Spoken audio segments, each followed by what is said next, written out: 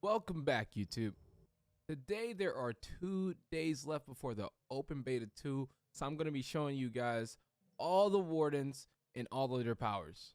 Some of these killers got completely different powers, while some of them got like a new power for their R and stayed the same for their shift. In this video, I'm going to show you exactly what happened to every single one of them. If you do like this video, make sure you leave a like, a sub, and hit that bell to be notified whenever I post another video. Now let's get into the killers. So the first killer, the Rigger, is brand new coming to open beta 2. This killer has 3 powers and they press shift to cycle through all 3 of them. The first power is a grapple. They can grapple to objects around the map to traverse the map even faster in close distance. The second one is purple smoke that slows the survivors while they're in chase to get an easier hit on them. And then lastly, the power is a spam attack of their M1, but it just does it for you with your purple energy. Now the next rework is Nymph, and instead of the balls hitting you and doing damage upon contact, this time the balls hit you, they stick to you, and then she has to use her shift to make the balls actually do damage.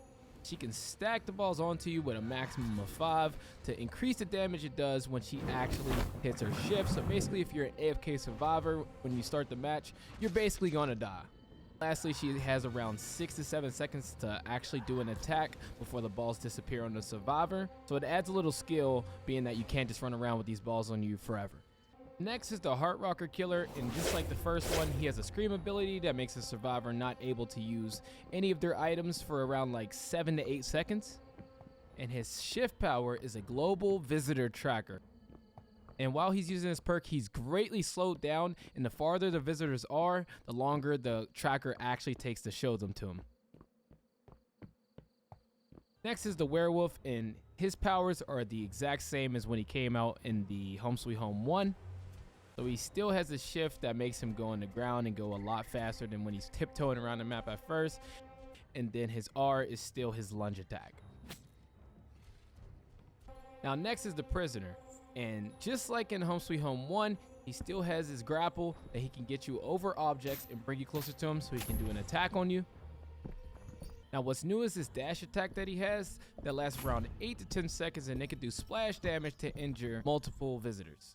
Now the cooldown for this power is really long, so it's kind of balanced, but at the same time, once he does that attack, it's really strong if you are in the group.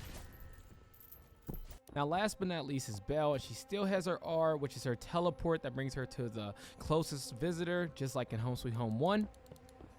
But what's new is her shift ability, and when she activates it, she slows down a lot, but there's a red line that comes up that brings her information to where every single visitor is on the map.